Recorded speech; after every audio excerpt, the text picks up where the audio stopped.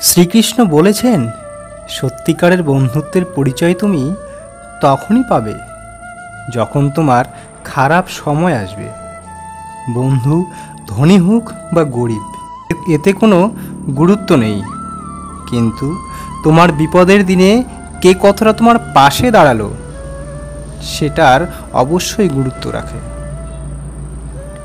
সত্যিকারের বন্ধু তো সেই যে তোমার বিপদের দিনেও তোমাকে একা ফেলে চলে যাবে না, যে তোমায় আর্থিক সহায়তা করতে না পারলেও তোমার প্রত্যেকটি মুহূর্তের সাক্ষী হওয়ার জন্য সর্বদা প্রস্তুত থাকবে। তাই বন্ধুত্ব করতে হলে সর্বদা মন দেখে করো, ধন দেখে নয়। জীবনে খুশিতে তুমি তখনই থাকতে পারবে যখন তুমি খুশি মনে তোমার কাজ করতে পারবে। আর যদি খুশিকে পাওয়ার নেশায় কাজ করে যাও, তাহলে খুশিকে তুমি কখনোই পাবে না। তাই জীবনে যে কর্মই করো খুশি মনে করো, দেখবেন জীবনে খুশি এমনিতেই চলে আসবে, আর আপনার মনের মধ্যেও একটা তৃপ্তি আসবে। নিজের খুশির নেশায় অন্যের কখনোই খারাপ করা উচিত নয়। যদি পারো অন্যের সহায়তা করো, অন্যের জন্য ভালো কিছু করার চেষ্টা করো, তবেই তুমি দেখবে একই জিনিস তোমার জীবনেও ফিরে আসবে।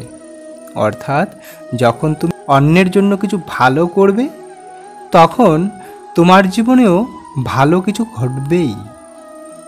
আর যদি খারাপ কিছু করে থাকো, তোমার জীবনেও খারাপই হবে। আর এটাই প্রকৃতির নিয়ম। সুখ এবং দুঃখ মানুষের জীবনকালের একটি অঙ্গ। এটি ঋতুর মতো। ঋতুর যেমন পরিবর্তন হয়, তেমনি মানুষের জীবনেও কখনো সুখ আসে, আবার কখনো দুঃখ নেমে আসে। তাই দুঃখে কখনো কাতর হইও না। মনে রাখবে, রাতের অন্ধকার যতই ঘন হোক না কেন, ভোরের আলো তাকে মুছে দিতে সক্ষম। তোমার জীবনেও সর্বদা দুঃখ আর দুঃখই থাকতে পারে না। নিজের কর্ম করে যাও, দেখবে একদিন সুখের দেখা পাবেই।